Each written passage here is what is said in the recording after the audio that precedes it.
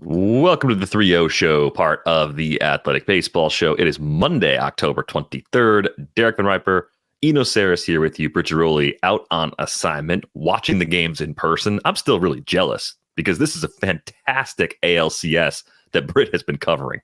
Yeah, it really is. It's been really exciting. The playoffs were not super exciting up until the CSs, I feel like. And I think maybe it was you that said that any moment it can change. Well, I didn't say that, but that sounds like something I would say, so I'll take credit.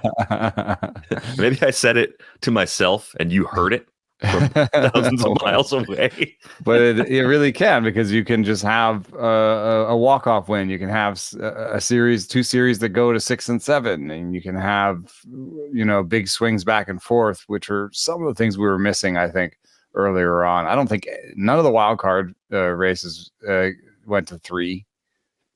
And, no, the first round was a dud. It's for a round that's designed to sort of manufacture the urgency and the drama that you are getting right now from the LCSs. The wild cards were flat this year. I don't think that's going to happen most years. I think that's a bit of an anomaly. Yeah. I don't know why it happened. I mean, there's, and then we had the DS where it was like the whole conversation was about, rest and time off and, all these excellent offenses looking bad. I would just say that, excellent offenses look bad in 3-game stretches all the time. And from my research, I had a piece come out where I tried to look at things like clutch and getting rusty. And one of my examples was in the post All-Star game, like that first game after the All-Star game, results for hitters are better than expected after some time off. And for every hitter that says, yeah, you can get cold in that amount of time, even the hitters that did say that said, well, it can be good for your body. Yeah, you could have things that hurt if you're not playing well going into the break. Just the mental break coming back could be a good thing. So, I think because of who the teams were that struggled coming off of rest, I think that also increased the amount of conversation about it. I mean, the Braves had one of the best offenses of all time, and the Dodgers are kind of a juggernaut, and to have those two go cold. Yeah. I think that would, if you had different top seeds do that, I feel like the conversation's a little bit different, or at least less in volume. But we got a game 7 coming up here on Monday night, and so much had to happen since we last recorded an episode in this feed. Keith and I talked on Friday, and at the time, between the two series, the biggest story was, what exactly are the Phillies going to do with Craig Kimbrell? That hasn't gone away. It's just been pushed down in importance relative to everything else that's been going on. Let's rewind to Friday. That was game 5 of the ALCS. And the pivotal moment in the series at the time appeared to be Adolis Garcia hitting a 3-run homer off of Justin Verlander, taking the walk down the line, spiking the bat in celebration, which I have no problem with. And I'm sure, as we've talked about this many times, you still probably have no problem with this. Just celebrating is part of the game. It's what it is. At that moment, it felt like, the Rangers may have turned this series. This could be the thing that propels them to a game 5 win, 2 chances to close it out. Here we go. Couple innings later, in the 8th, still up 4-2, Garcia gets hit by a pitch with a runner on first base by Brian Abreu. Bench is clear. And as our friend Britt would say, it was a Springsteen. There were no punches thrown, which is a good thing. You don't actually want postseason baseball fights. It's a Springsteen, like a Springsteen concert. Everyone's just out on the grass, just having a good time. I think it's a great name for what happens when there are no punches thrown. Yeah. Abreu gets ejected. Adolis Garcia gets ejected because as soon as he got hit, he turned and started kind of going at Martin Maldonado. Good job by the home plate umpire, sort of keeping that situation from getting worse. He stepped in, kind of broke it up like a hockey linesman. So a lot of credit there. Dusty Baker got tossed because, as it was explained to him, that they were ejecting Brian Abreu. He's like, well, why would we hit him on purpose? You could see the argument he was making. From a neutral position, I didn't think that was a situation in which the Astros would retaliate against Adolis Garcia. So to me, I thought it was really a nothing burger. I thought it was actually a guy that missed a location in, and it happened to be in a spot against the guy that had tossed a bat celebrating a home run a couple innings earlier. Yes. So it is really hard. And what I don't like about this whole thing is that we are attempting to do the impossible, which is get inside the pitcher's head. And the pitcher is not going to tell us he did it on purpose when there's so much on the line, a 2-game suspension. So we're sort of divining this. We're getting our divining rods out and looking for water, you know? So it's like, it's folly from start. What I noticed in the moment was Brian Abreu does not have great command. It's the main thing that's kept him from being a starter. He has a wide arsenal of great stuff, and one of the reasons he's not a starter is because of his command. So that's a thing to think about. And that's especially important because I was looking at the target that Martin put down, and it was for low. I'm fairly sure of this. I like watched it a couple times, and unless Martin Nola is just resting, it looks like he gives a low target. So I don't know. You can read that two ways. One way is, well, he just really missed his spot. You know, just that he just uncorked one. The other one was Abreu did it on his own. You're right. Yeah, he went rogue. And situationally speaking, maybe he thought he had cover. He thought, well, we're down a couple anyway, runner on base. Maybe I can strike a few guys out and get out of this. Maybe that happened. Nothing's impossible, but it just situationally didn't make sense because you don't usually see retaliation in the postseason in a still winnable game with runners on base. Like the timing of that doesn't make any sense. Yeah, it's usually like 13 times, or like the next time they have a regular season matchup or something. 13 times they'll see each other in a typical regular season. Yeah. Like, save it for April or May. Like I don't condone this, but that's what teams tend to do when they want to get back at someone. So all of that blows over. The Astros managed to get out of that situation, still down 4-2. There are ramifications to this day. And then Jose Altuve hits a 3-run homer to steal this game for the Astros, which is remarkable. And that, even there was a glimmer of hope for the Rangers in the bottom of the ninth against Ryan Presley. Yeah, and they had 2 on. The wildest thing of all, Travis Jankowski, who had to enter the game for Garcia, was the on-deck hitter. One more hitter gets on. Travis Jankowski, more of a defensive replacement, extra lefty speed guy on the roster, would have had to come up in that spot and hit, which would have been peak drama to really put a bow on it. But there was plenty of drama in this game. It was an instant classic, right? If you're a Rangers fan, it's one that got away. But overall, if you're a neutral observer, that was one of the best playoff games that you could draw up. Yeah, Altuve has outperformed his regular season power in the postseason, but I think it's actually just a trick of the schedule. Altuve kind of had lesser power for the first 4 or 5 years of his career, where he kind of averaged maybe 8 homers a year for 5 years, and they weren't going to the postseason then. So their run of going to the postseason sort of coincides with him finding his power. So I think that yes, he performs well in the postseason. I'm not trying to take clutch away from him. I'm just trying to sort of explain that some of these things, when we look at them, that's why it happens. Like if you look at Clayton Kershaw's poor performance in the playoffs, a lot of it happened when he was either A, fresh faced right out the box, or B, washed and throwing 89. And so there were a lot of actual good postseason starts in the middle there when he was, a mid-career vet, but the Dodgers were going to the postseason every year. So, you kind of got the bad parts of Kershaw too. That's at least my personal theory on it. Maybe he's just not good in the postseason. I mean, he certainly has a large sample. Altuve is great in the postseason. It looks like 271, 340, 502 for his career. 471 plate appearances, 26 homers. That's pretty good. And I just love that he can hit a homer from anywhere from his nipples to his knees. I feel like he's one of these guys that covers so much of the zone and has such surprising pop for that guy. I feel like he's a Hall of Famer, and I know that there is a big sort of floating asterisk question mark about how voters are going to treat Astros and treat Altuve, but especially if he adds another couple of seasons on top of this, I really think he'll be a Hall of Famer up there with the best second baseman of all time.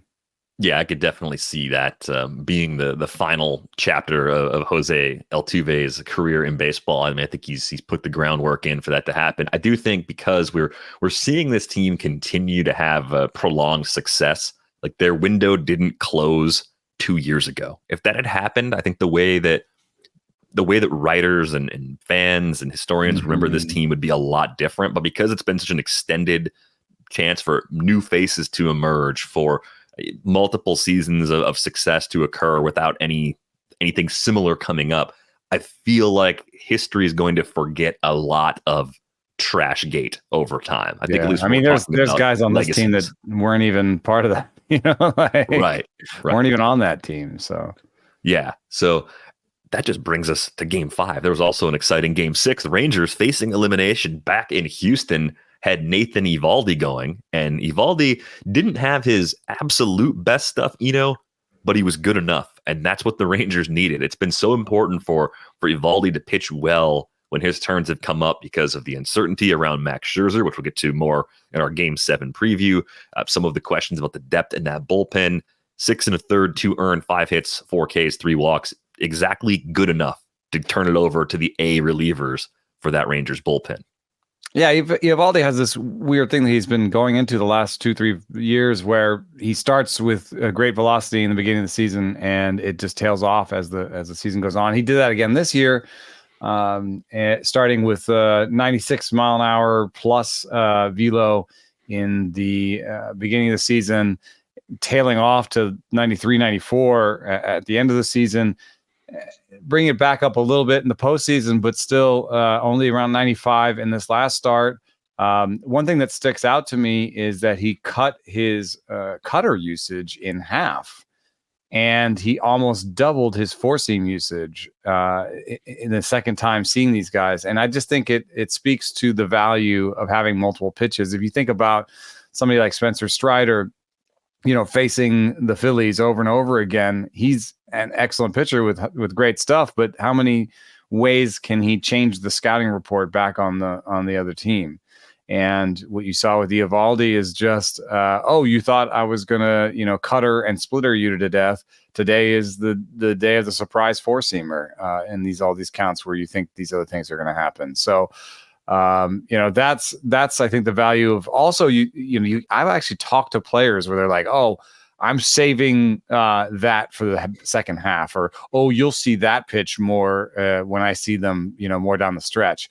So there are pitchers that kind of think about the full season and seeing teams more than once, and like how many different wrinkles they can have. And the last thing that occurs to me when I watched Anthony Eovaldi start is I was talking to an advanced scout about the job of advanced scouting. And one of the things that's so difficult is, let's say you're facing, I don't know, Freddie Freeman, and you found some blue part of the heat map, right? You're like, he's not good at the high fastballs, which is, he's still pretty good, but he's not as good, right? And so you put in the scouting report, not as good in high fastballs, so we should do that. Well, I think some of the better teams, or many of the teams are now sort of reverse scouting. So they're going to tell Freddie Freeman, hey, we were looking at your stuff, we're looking at their stuff, and you're very likely to get a bunch of high fastballs today, And then the hitter can anticipate his own scouting report. And so then as an advanced scouter, you're like, well, do I just do the things he's good at? He'll never expect that. Yeah, it's next level, but I love it. It's like trying to find your own flaws before the other team does, or find them when they find them, and just say, hey, this is what you've been struggling with. So this particular guy you're going to see, he's good at elevating fastballs. He can keep the fastball up in the zone. You're probably going to see that. And then all of a sudden the unexpected happens. That's kind of great, actually. Mookie Betts on MLB The Show has, like, it's all red. They show like heat maps and stuff. It's all red, except the middle is blue. Because no one ever pitches him there, so he's just surprised when he gets a pitch there. He's got a whole setup, to hit everything else, or I don't know. Where do your kids pitch Mookie Betts on MLB The Show? I don't think they go middle though. Yeah, I don't think anyone does. I don't think you can't bring yourself to do it. You can't trust it. You're like, nah, that's blue, but I'm not going there. I don't believe it. Some more going on in Game 6, though. Jonah Heim, Mitch Garver both came through with some early homers. Garver, again, tacked on a pretty big RBI double in the 8th. And Adolis Garcia, coming off of 4 Ks earlier in the game, put a bow on it with a grand slam in the 9th to really put it out of reach. And there was some drama a little earlier. Evaldi actually hit Martin Maldonado, which you could have quickly interpreted as, oh, hey, let's keep this going. But in that case, that almost looked like Maldonado either didn't move his elbow out of the way or just like let it fall where the pitch was coming, is kind of like part of his normal pre-swing sort of routine. Nothing happened. So, I think we've moved on from that. Josh Spores, kind of a big win for the pitching plus model that you've got, has been critically important to this Rangers bullpen. He got a huge double play. There was a runner on with 1 out at 3-2 in the 7th. He came in, got out of that trouble, and he's definitely in that circle of trust for Bruce Bochy, right? You think about the relievers that you want in the game for Texas when things are tight late in the game. Josh Spores is one of those relievers. Yeah, it's interesting. By Stuff Plus, it just looks at the shape and the velocity of the pitches. He's ahead of Jose Leclerc, and that's just really important to have another guy in the back there. Aroldis Chapman has the best Stuff Plus on the Rangers, and yet his Achilles heel has become very obvious as he's aged, and he has the worst Location Plus numbers on the roster, which is looking at just how good he puts the places on the. It's like count and pitch type adjusted, looking at like how well he places the ball, and he has no command. It's like it's amazing to watch someone who still has that top end elite stuff struggle so much just because everybody is going to the plate not swinging, sort of waiting for him to get a strike before they start swinging. So yeah, you could see how bad the misses are pretty easily with Aroldis Chapman. I'm curious, you mentioned Brian Abreu not having great command, having excellent stuff. If I had to guess, I haven't looked at the numbers recently, Abreu's command is probably even better than Chapman's. Chapman's command is like pretty much bottom shelf for guys that get used in high leverage spots, right? I mean, I can't imagine there's anyone. Alexis Diaz maybe in Cincinnati would be a guy that has plus Brian Abreu has actually really improved his locations, but I think that's probably because as a reliever you can slim down what you need to do. You can just do your strengths. You don't have to think about turning lineups over and throwing this changeup you can't command that well or whatever it is. So I think he's actually sort of taken himself out. I mean, like a Chapman is it'll keep him out of being a closer. It's that bad, even though the stuff is so good. So, and there was a big decision at some point.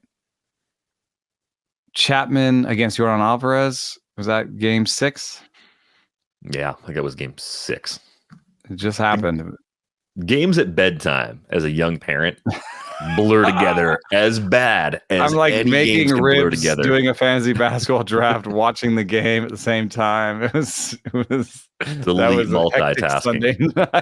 Yeah, it's dinner time on the West Coast. It's like bedtime if you're East or Central, and it's like. But they left Spores in to face Yordan Alvarez instead of taking Chapman in, and I took notice of that. Spores struck out Yordan Alvarez, and there's some ability to get Alvarez, I guess, with low curve balls if you set him up. I guess that's been a big thing, That's how Jordan Montgomery got him out. Yeah, well, he's also lefty on lefty with a great breaking ball. So and you were on Alvarez, even though he struck out then and Jordan Montgomery got him a couple times, he's the best hitter in this postseason. It's not even close. He's absurd. 436, 477, 949 is his slash line right now. So yeah, he's intensely good, and it inspired conversations about where he would rank all time, Yordan Alvarez as a hitter, and Rangers fans or Astros fans are like, he's the scariest hitter of all time, like save Bonds or whatever. And, you get some blowback from other fans being like, oh, what about Ruth? And da, da, da, da, da. Yeah, he hasn't established himself. He hasn't had a full career like that. But to me, he's the scariest hitter of our generation right now. Him and Judge are 1-2 on that. And I don't think taking someone that's, it's not that hyperbolic to like take someone who's the best hitter of your time and start putting him among the best hitters of all time. Yes, there's some like sort of projection and what's the rest of his career going to look like. But yeah, he's one of the best hitters of our time, at least. Yeah, and I think what also makes some of these conversations challenging is the variable, how much playing time, how many times the guys get chances to shine on this stage. There are some guys who were really good in a handful of series, but their teams didn't get back. And in smaller playoff field eras of baseball, which is most of baseball history, there were fewer seats at the table. So that also adds a layer of difficulty. Now, what's interesting, if you look at all-time numbers in the postseason, I'm at the Fangraphs leaderboard. I just knocked it down to 100 plate appearances, just so we see guys who have been there a little bit more than others. Based on WRC plus, Yordan Alvarez tied for 22nd all-time. Very, very good. 151 WRC plus, postseason only.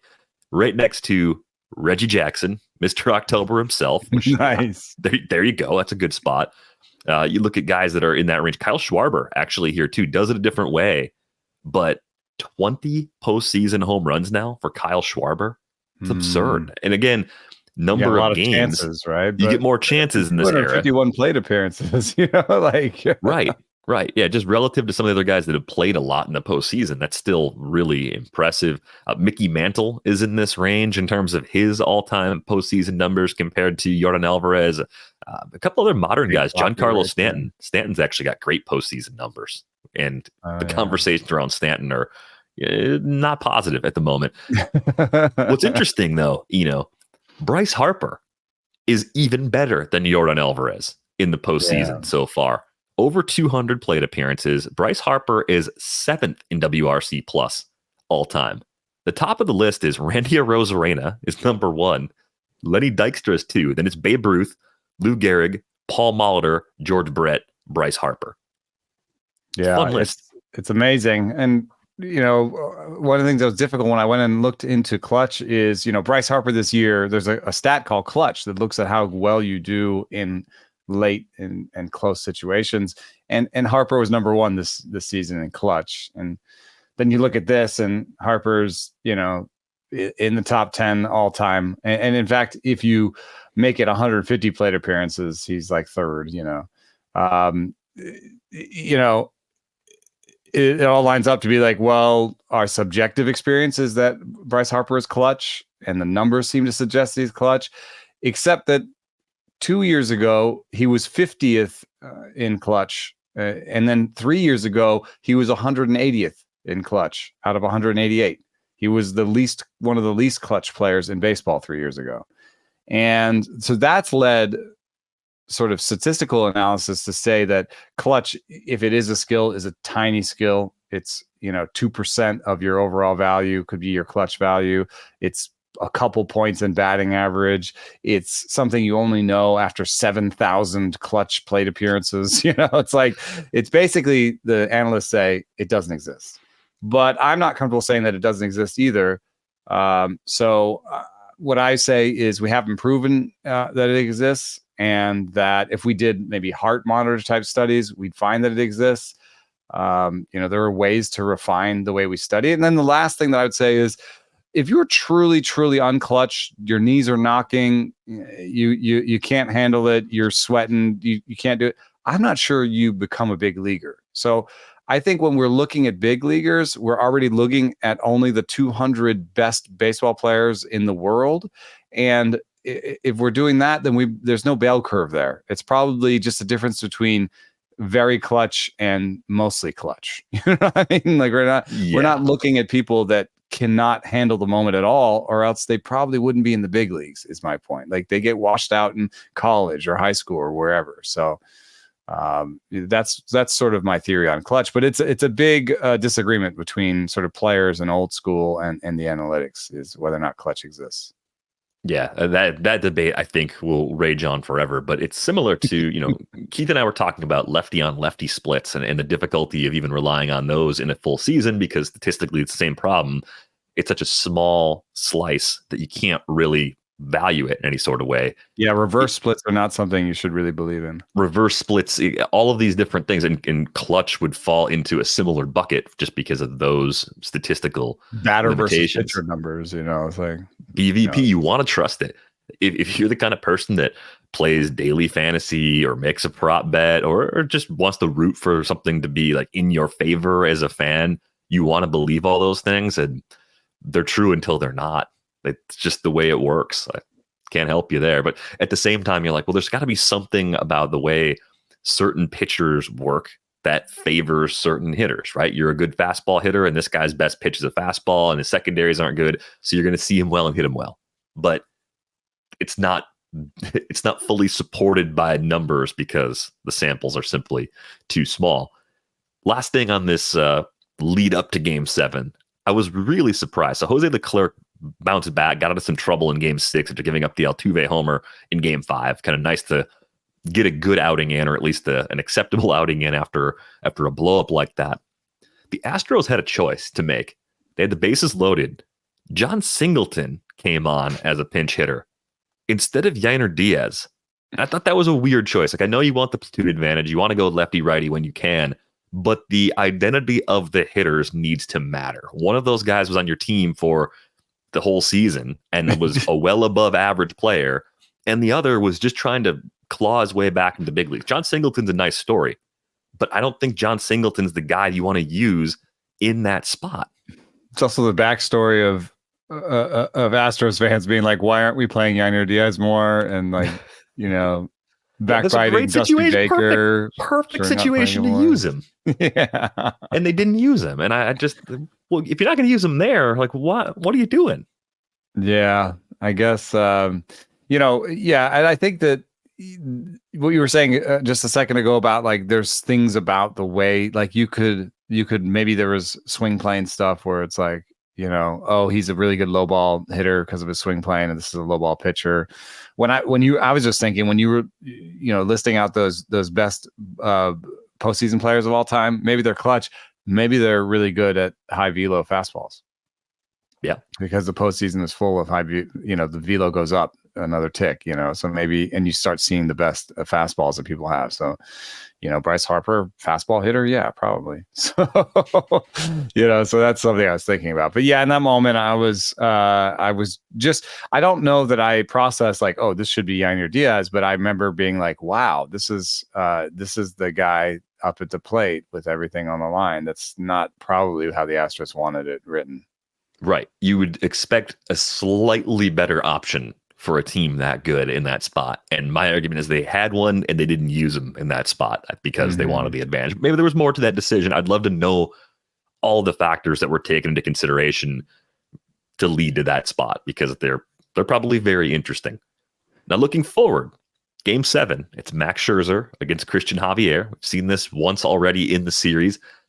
Scherzer said there were positives in his first start back after the long layoff. The results weren't as positive as he was about the outing. We talked about it last week. One of our theories on the show was maybe he's just psyching himself up because he knows he's going to probably have to take the ball again for this series to go the Rangers' way. How do you think they're going to manage him in Game 7? Based on what you saw, velo, movement, the arsenal that he had, the stuff that worked, the stuff that didn't. What do you think they're going to try and do with Scherzer in this decisive game to at least cut down on the list of fringy bullpen options they have to use to get through the full 9 innings? I know, because I don't even think they want to go to John Gray or Andrew Haney, who would give them some depth maybe if they needed to take Scherzer out early.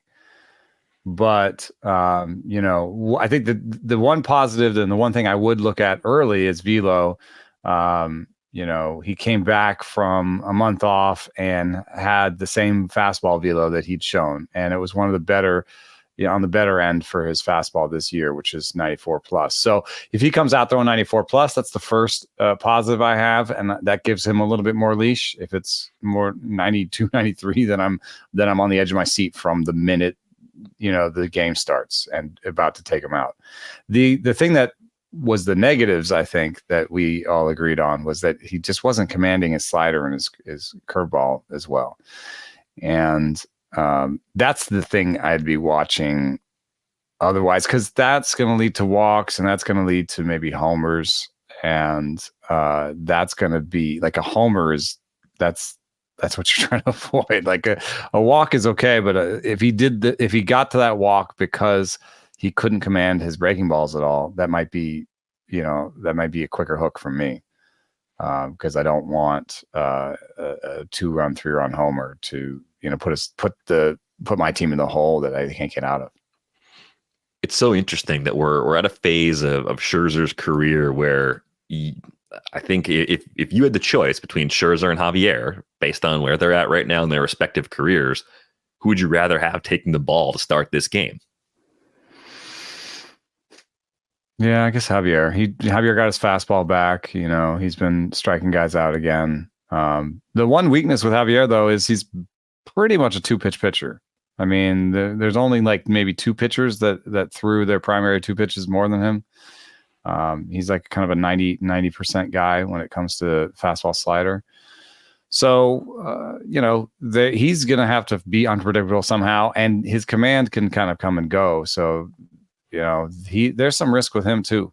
Hitting Cristian Javier for me is sitting one or the other, fastball or slider, and just getting what I wanted at the right moment. Yeah, and I wonder if the Rangers are, as a lineup, more likely to jump on one of those offerings over the other. I think that's something to watch really closely. The thing that continues to amaze me with Javier, the strikeout rate's great in the postseason. His career, 12.5 Ks per 9. He does have an issue with walks, over 4.5 walks per 9 in the postseason in his career. And you can even get him with the long ball, over a homer per 9 as well, 1.2 homers per 9. There was like a postseason series where they were not even going to use him. I remember.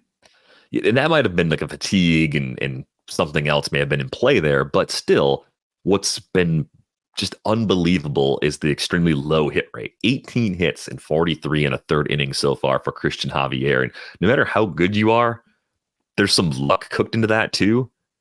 I don't know what his baseline really should be. Look at the regular season results and get a better sense there. But this is an absurd stretch to begin his career, just in terms of how difficult it is to hit him. For his career, 6.5 hits per 9, just to put that into the rate stat form. For his postseason career, it's 3.7. Wow. That's just bizarre. Is that just for me, balls in play are team outs. That's a refrain that I go to a lot. So, it's not just Javier. It's good defense behind him, and maybe like really good prep work. Like, I do think that the Astros prepare for games, at an elite level. So maybe this sort of conversation we're having about advanced scouting and thinking things through like that, maybe they are really good at that and really leverage that in the postseason. I don't know. The other wrinkle here with Cristian Javier is there was one regular season meeting. They obviously met earlier in this series. That was a wild game. The Rangers ended up losing 12-11, but they put up 8 runs on 9 hits over 4 1/3 against Cristian Javier. So they've executed that was a when game he plan didn't have worked. his fastball or something. I'm going to guess it was fastball July 3rd. It was more mid-season, and that was when he wasn't pitching as well. So that's part of it, right? It's like, well, where's that fastball at? Is he locating it where he wants? Is the velo where it needs to be? Prediction for Game 7? Would you like to make one? Well, I've had the Phillies and the Rangers for a while in the postseason, so I'll just stick with that. And Phillies over Rangers. So that's what's funny is last year we did all these picks on the site, and I had to do like daily picks, and I kind of hewed close to like odds and what the projection systems were saying, and I did really poorly. And this year I sort of stayed out of the fray. I don't have to make daily picks. I'm not trying to chase my tail on every game. And early, I think before this thing started, I said Phillies, and that's looked good. I think the Rangers are going to join them there, but it's going to be a good one. One thing I did want to say about Max Scherzer is, I've seen some like his legacy is on the line and he's washed and stuff like that. Well, I mean, he is 39 years old, and this is the end of a Hall of Fame career. If you count the postseason, he's just about to hit 3,000 innings. I don't think that his postseason legacy is on the line here. He has in the postseason a 3.80 ERA with 11 strikeouts per 9. And he's 7-8 if you care about wins. It's not like he's has an extra level in the postseason, but he's had plenty of good postseason runs with people. He has titles. He has all the accolades. He's 100% a Hall of Famer. And, what he does at 39 in this game, I don't think really matters for his legacy. I'm 100% with you. And we go through this with players even beyond the postseason. We usually get it with the aging sluggers that get the long-term deal, and by the end of the deal, they're not the same guy they were at their peak. We did it with Albert Pujols. We just did it again with Miguel Cabrera. It might limit where you finish on an all-time list. Like if you're not the same player you were for the last 5 years of your career that you were for the first 10 plus, it doesn't mean you weren't amazing for the first decade plus of your career. Like I think we're too quick to like start erasing stuff from past successes. Like the end not being as good. Yeah, aging is real. It comes for everybody eventually. Very, very few players can retire with something left in the tank that's still at a crazy high level. And that's what would have happened if Scherzer had walked away like 2 or 3 years ago. But that's not fun. That's not good for the game. I think we want to, from a neutral perspective, you want Scherzer to pitch well, regardless of how you want the game to turn out. You just want to see a guy show up, give him 5 quality innings, keep him in the game, and let good plays somewhere else decide it, rather than a night where he doesn't have his best stuff. That would be kind of the neutral sort of thing that most people would want. Yeah. I think it would be depressing to see him give up a couple homers in the first and be out. Even with Kershaw, it's like I don't want to see Kershaw go out getting smashed. Like that was awful. It's hard. There's a chance that's the last time we see Kershaw. Yeah, it's like, I mean, for an all-time great on the field, you have players that just they don't get to go off to the confetti.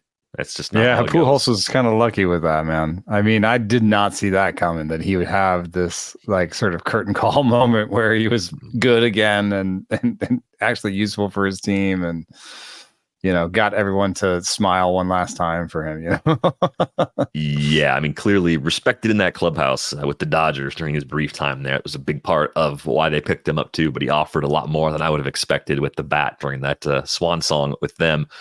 And of course, there was a little more time after that with that return to St. Louis. But great. I thought he was cooked when the Dodgers picked him up. I thought it was over just because it had looked over for so long for him in Anaheim. We're still awaiting word on Brian Abreu's suspension appeal, by the way. That's right. Going to be that's the ramifications today. I was talking about earlier. Still talking about that hit by pitch. So he's appealed it, and once you get the answer, like he's going to be suspended. Almost certainly, at least for one game. It was a 2-game suspension initially. If they reduce it to 1, he misses game 7, and that's right. That. And if they uphold it, it's 7 plus 1. And there's some Ken Rosenthal had a piece today about there's some grumblings out of the Astros that the league is showing favoritism to Chris Young because he worked for the league for a while. Really? I don't know. Are they? It's in Ken's piece. I mean, the past precedent, though, here points to the most likely outcome being suspension upheld. Abreu doesn't pitch in game 7 and is out for another game if the Astros advance, right? Like that seems like where it's going. Can't say it with certainty, but it's weird that we're stuck in limbo leading into game time. If you're the Astros, you are furious about the timing of all of this because you'd like to know, is he available? Is he not available? So we can make the final plan for how you want to get through and manage everything in this game 7. Also, just from incentives and what you want out of the game, you need to have these suspensions because you need to disincentivize hitting players, especially anywhere near the head, So like that, like you just need to have that in place. And if the particulars are uncomfortable and terrible for the Astros in this particular situation, as a league, what are you going to do about it? You need to have these disincentives in place so that people aren't hitting people, even if you don't know that in this case it was intentional, or if it's terrible timing or whatever. You still need to have these structures in place as a league. Yeah, it's important because the number of unnecessary injuries that can occur when this is part of your culture, it's we've seen it. It's excessive, right? We haven't seen in a very long time the worst of the worst case scenarios, but that's always the concern. You miss trying to throw at somebody, you can hit them in the head, anything can happen, right? So you do want to disincentivize that. I'm with you. I think they have to figure out a way in the postseason, especially, to get through the appeal process faster. But you need to build a case. But how long does it take to build a case? Like, these are pretty straightforward, simple. And I can't remember what is the case. He says, "I didn't do it on purpose," and then say, "You did," and then.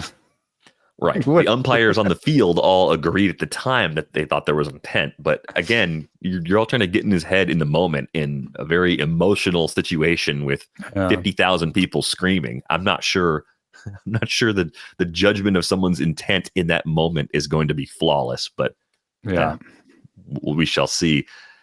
I feel like we are like burying the NLCS, and we're really not. There's just been a little less drama by comparison. So 2 chances for the Phillies to close this one out at home against the Diamondbacks, going back 2 games in this series, since that's the last time we were able to talk about it. Game 4, Arizona winning a bullpen game was huge for them because they went down, of course, 0-2 in this series. Their 2 best starters, Gallen and Kelly, both coming up short at the beginning of the series, was a problem. My question for you about game 4 was that this was actually a really entertaining game for a bullpen game, right? Like, it was full of drama. Alek Thomas hit the improbable game-tying home run off the bench. That was a really great moment. Gabriel Moreno got to Jose Alvarado with some inherited runners on to push the Diamondbacks into the lead. Craig Kimball remains a problem. That was all part of game 4. But is a mid-series game in which 16 pitchers appear for the 2 teams combined, that's a 9-inning game too. It's not like they played extras. Is that a problem, or is it just okay to have a game like this sort of sprinkled into postseason series? Because it seems like this is increasingly the direction we're heading in baseball, where most teams don't have 4 starters that they really like, that they want to throw out there for 5+. So come mid-series, you sort of empty out everybody and just roll the dice and see if you can play the matchups right. I actually saw somebody in a group chat saying they loved bullpen games. I was just a little surprised by that one. Well, it's different when you're at home versus when you're covering it in the press box. I've never had to cover one in the press box, so they don't bother me to my core the way they might bother someone who has to actually be in the press box. Theoretically, you could be seeing a lot of nasty stuff because bullpens are better than they've ever been.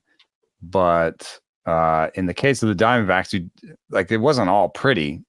Sal Frank got out there and got 1 out, but 3 walks, a hit, 2 runs. Like, that wasn't very pretty, and it was kind of a little difficult to watch because he just kept missing the zone. It's like, come on, get it in there.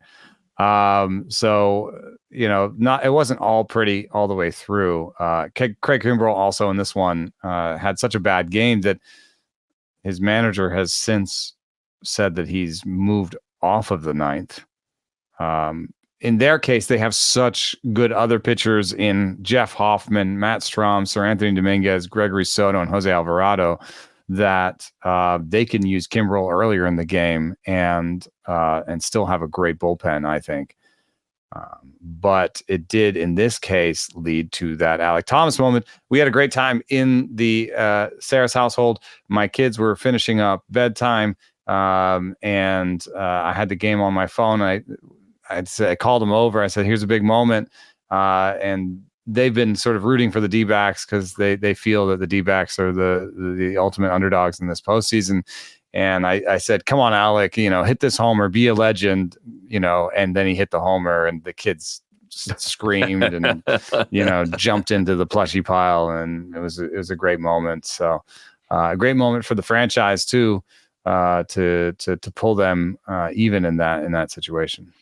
Yeah, I mean, if you would have said Mantiply Frias, Kyle Nelson, Miguel Castro, and Sal Frank are going to get them through 5 innings against that Phillies lineup, I would have said, "You sure about that? Like, how many Phillies were unavailable due to an illness or something? Like, what caused the Phillies lineup to be down that particular day?" But they got through it. Now, the Phillies hit Zach Gallen again in Game 5. It was a massive swing game because now the series is back in Philly. Phillies get the 2 chances to close it out. I think the thing that was really the takeaway for me in Game 5, and it's been there for a couple of seasons now, Zach Wheeler, the free agent contract he signed with the Phillies before the 2020 season, it was 5 years, $118 million. So he's only got 1 year left before he hits free agency again. He's old enough where he's not going to cash in at a crazy high level, but the AAV is probably going to be pretty nice if he's healthy and wants to stick around for 3 or 4 more years. That's going to go down as a huge success story in modern free agency. And part of it, I think, is that when you saw Wheeler, when he was healthy with the Mets, he showed, 4 WAR plus sort of stuff in terms of results. He was showing he could be a frontline sort of guy. So my question for you is just, beyond health, what has enabled Wheeler to be so good? Because I think there were some people out there that didn't like that contract at the time the Phillies signed it, and now it's going to go down as a big free agent value. Yeah, I mean, there's like this velo piece, this return from TJ piece. He really, I think, has pushed velo in a way that people are a little bit surprised in terms of his age and where he was, frankly, velo wise as a prospect. He was nowhere near this. He did not have great velo as a prospect. And so he's added that velo. He's come back from TJ. And what I think makes him excellent is that each of his pitches is really good and he has great command. So he has velo, stuff, command, and a wide arsenal. And if you look at Fangraphs wins above replacement, he's the number 1 pitcher in baseball over the last 3 seasons. And I think that's surprising to people. Some people would say, well, that stat is flawed, and they might be right. But, and then point to his ERA not being necessarily league leading. It's like a, 3.3 or 3.4. It's still really good. And I would say, well, he's pitched in front of some really bad defenses. I mean, the Phillies literally in those 3 years had one of the worst defenses of all time. They've changed it, fortunately. They've kind of put themselves into a position now where they're not that level anymore. But you're right. That's definitely part of it. And that's kind of what makes it even more impressive that he was able to get the results he did and that as a starting point. And the park's been tough for a long time, too. Yeah. So I think that maybe in this case, Fangraphs WAR does tell the right story. This is one of the best 3 pitchers in baseball. And he's showing it right now. In that game, there were some hard hit balls that didn't turn out to much. Ketel Marte has been scolding the ball. Scalding. Or scolding. He could be. He's probably scolding on the way back to the dugout. some version of FU ball. Like, that's a scolding. Right. I mean, he hit a 110 mile an hour ground out in that one. He's had I'm not even looking at numbers. I know he's had at least 5 or 6 balls over 105 because he had like 3 of them in one game. So he is hitting the ball super hard, but that didn't turn out anything. Gabriel Moreno hit a ball 109. That was a line out.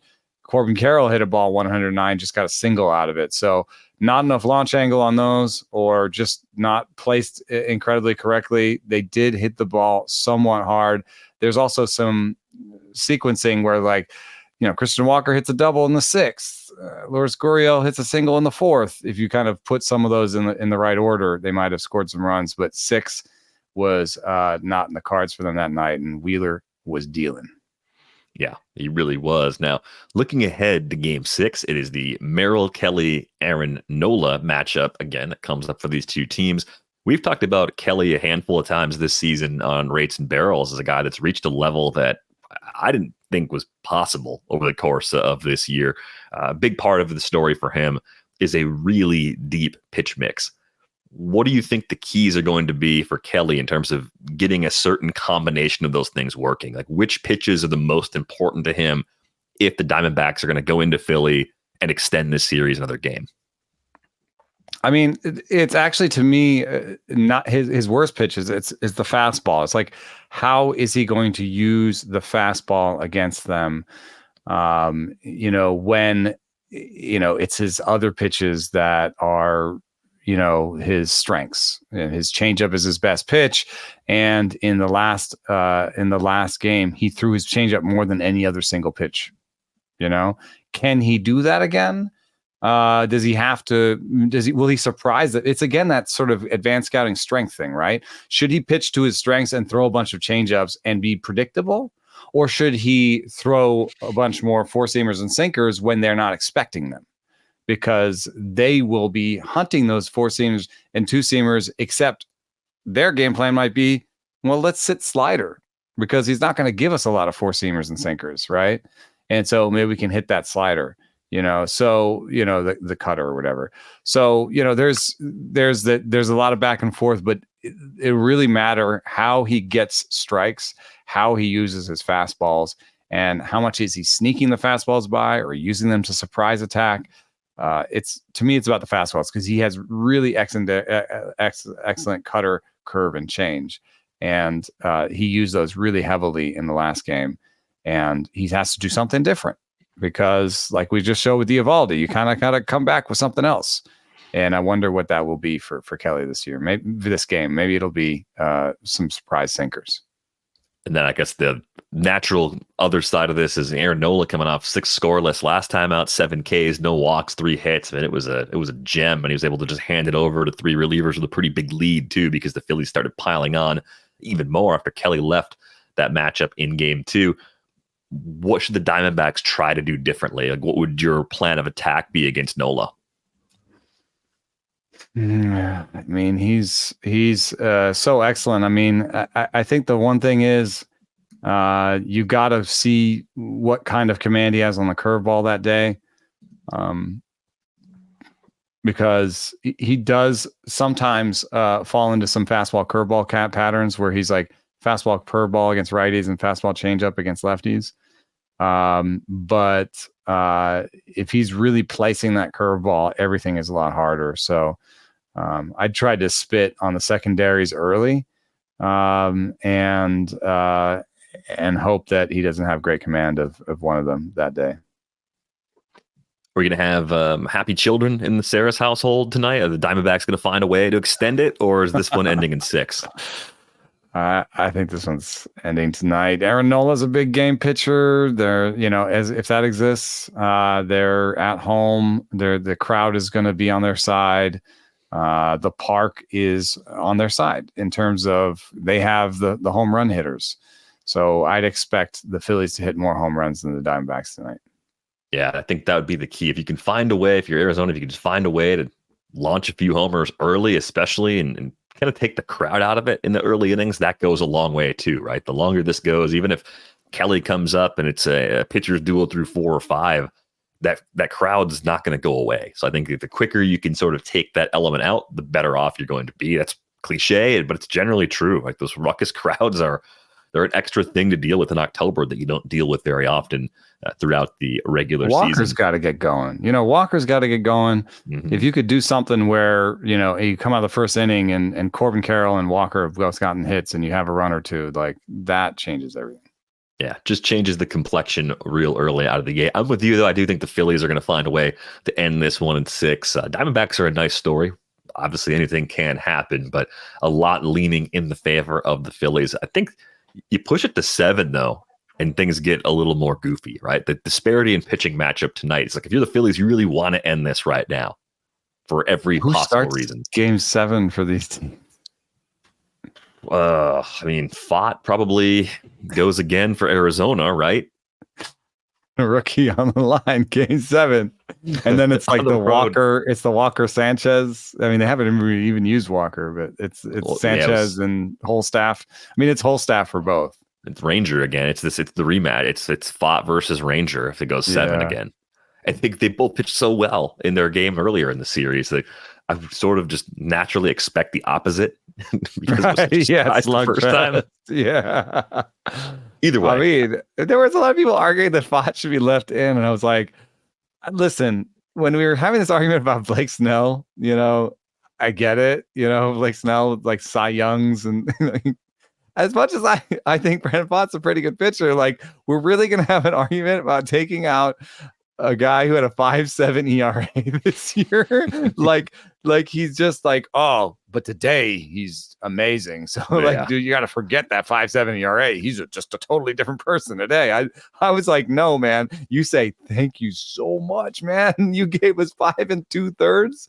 Yes, attaboy. What a great start. And we are taking you out because you are not going to see Kyle Schwarber a third time in this game, dude. I am sorry. I had to give him one more batter position. I didn't want him to like go 7 because I didn't think that was a good idea. Because I feel like if you let him go through the whole heart of the order a third time, you're absolutely flirting with it. The reason I wasn't in love with taking Fott out, even though you're going lefty, it's Sal Frank. Sal Frank's got like 10 big league innings, right? I know. Sal Frank against Schwarber to me was like, in and walked Schwarber because he's. And then you get to use Sal Frank against Turner, and I'm like, what would you rather have done? Just let Fott face Schwarber, and if he walks him, then you go play the matchups you want, and then you have Fott versus Turner, which is better. For me, that just comes down to the classic, like some of the decisions you have to make are actually very hard as far as which matchups you like. Mathematically, they did the right thing. I wanted to do the wrong thing.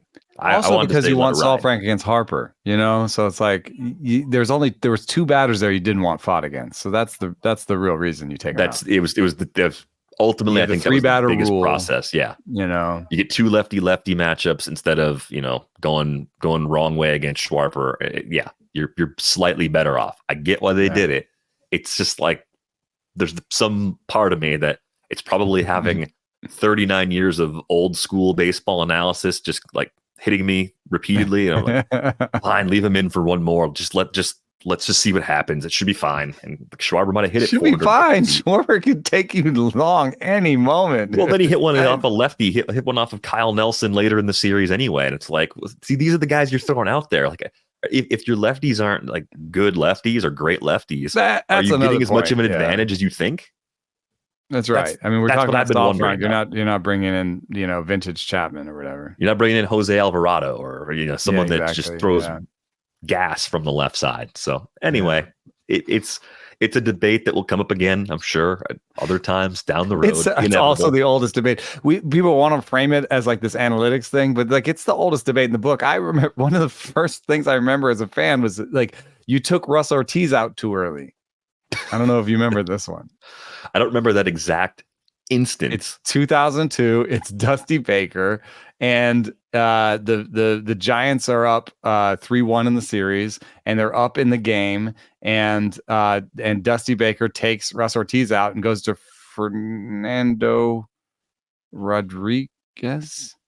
Now you don't remember. I can't remember the name, but I just remember. Though. That's why you're mad about it. I was mad about it. If the person you're replacing the starter with is a forgettable reliever, that might be an exception to the rule. That's an easy way to get in trouble. But my point is, it's the oldest argument in baseball. I feel like how many times we argue he took that guy out too early, or he took him out, or he didn't take him out early enough. That's like, that's the ipso facto looking backwards, hindsight is 2020, the argument of all time in baseball. Yep. It truly is. And I'm looking forward to the time, probably within the next year, maybe even sooner, where it's going to come up again and we could rehash it. Oh, it's coming up in the next 2 days. Probably the next 2 days. For sure within the next year. But we are going to go on our way out the door. A few reminders: you can get a subscription to The Athletic. $2 a month gets you in the door at theathletic.com/baseball show. If you'd like to follow us on Twitter/X, you can find Eno at Eno Saris. You can find me at Derek and Riper. Follow Britt as well at Britt_Deroli. That's going to do it for this episode of the 3-0 show. The Athletic Baseball Show returns on Tuesday. We've always got the green light here.